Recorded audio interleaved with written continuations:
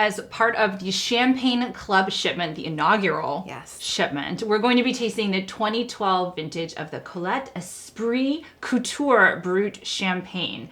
So I can see why they call it couture. This is a very attractive bottle, right? It's gorgeous. I kind of want to have a dress made that looks like this. Yeah, it's so evocative of like that time of when this champagne, and actually the Champagne region really in the 20th century came to prominence in the 20s. So just kind of that Art Deco. Absolutely. Yeah. So beautiful bottle, but beautiful wine inside, and a lot to talk about here as well. So this is the only of the 4 bottles in this first shipment that is a vintage champagne. Oh. So vintage 2012. So as opposed to a non-vintage or a multi-vintage wine, this is from the vintage 2012. That means all of the fruit has to be from that harvest. Great. As opposed to those other ones like multi-vintage or non-vintage, where it can be a blend across multiple vintages and wines that they've been holding back, reserve wines. This really is from 1 year. 1 year, so it's a really like a snapshot of that time. And they don't make them every year, right? It's just it's just if the years. That's exactly right. Worthy of a snapshot? That's right. And not everyone has to decide to make a vintage wine. Okay. Even in a great year, they can say this, I'm making a vintage, I'm not making a vintage. Some producers, as you know, only make vintage wines.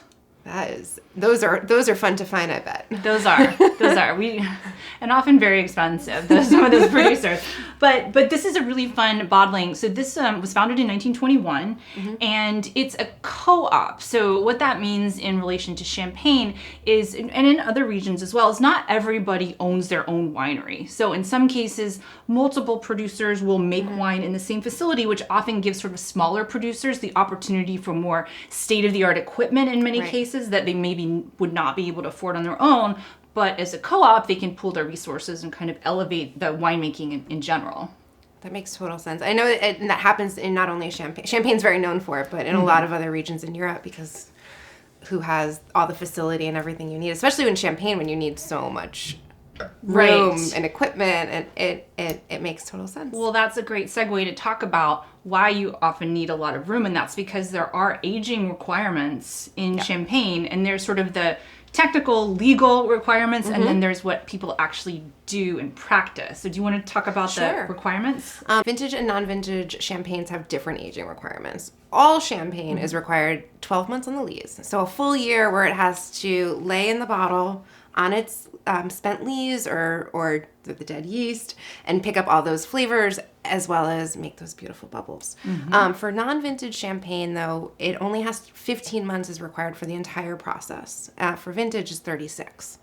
So by law, it still only has to be 12 months on the lees, but by practice, almost everyone is longer, right? Way longer. For vintage, I always have seen 5 years or more. In fact, this was 8 years. Yeah, so this has spent quite a good amount of time just laying there and picking up all that flavor, and I can taste it in the glass. Absolutely. And I think when you hear people describe, or you might pick this up yourself, of course, those kind of, biscuit, marzipan, baking notes, that's coming from that time spent on the lees. And for me, it also gives a textural difference, right? It kind of can add this kind of a breadth of palate and also a silkiness of texture. Absolutely. I get it in that, and I think the silkiness is like those really fine bubbles.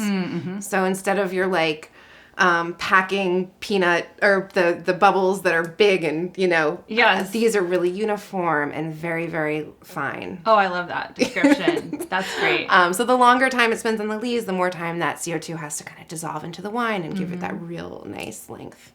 Yeah, and we should talk about this too, even though it's from 1 year because it's 2012, but it's not from one place. It's actually a mix of Grand Cru and Premier Cru vineyards and villages. And so, that's on the label as well. So Premier Cru, which means it can be from all Premier Cru, or it can be from a mix of Premier Cru and Grand Cru. And this is a mix of both. And we should point out too that in Champagne, it's the whole village that's classified as Grand Cru or Premier Cru, which is different in some other parts of the world. It's either the actual vineyard place, or if we're talking about the classification system in something like Bordeaux, and we're talking about first growth, second growth, it's the chateau that's classified. So it's there are lots of different ways to do this, but in Champagne, it's the whole village. Right. And Grand Cru was always always denotes quality, right, in all those regions. But what it actually is talking about in Champagne is a village, which is unique really to Champagne. And there are 350 plus villages in Champagne. Name them. Go. Ready? Okay. Let's do it. But 17 Grand Cru, and then dozens and dozens of more Premier Cru. So, but it all kind of comes together in this beautiful package and this beautiful wine. Speaking of, what do you get on the nose? I certainly get that brioche, that almond skin. Definitely. I almost get like almost like a peach tart. Yes. Peaches and apples, like that fresh orchard fruit. Yes. Great kind of fall wine, to bring in with tarts and things like that.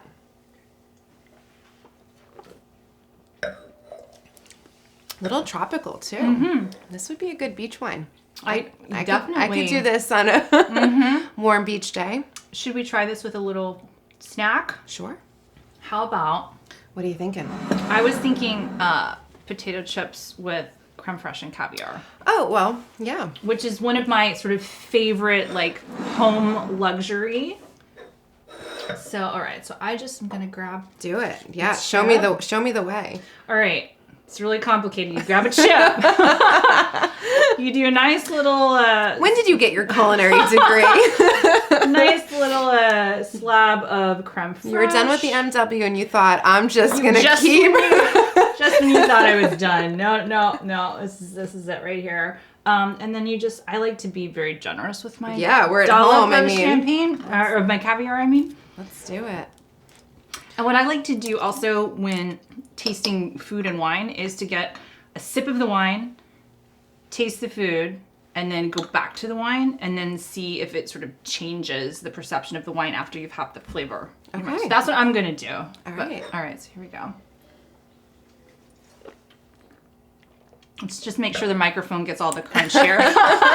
Not subconscious at all. Wow. You're a good cook. I slaved over this all morning. Took me hours just to open the jar. But you did it yourself? In the bag. Oh my god. Don't forget the bag.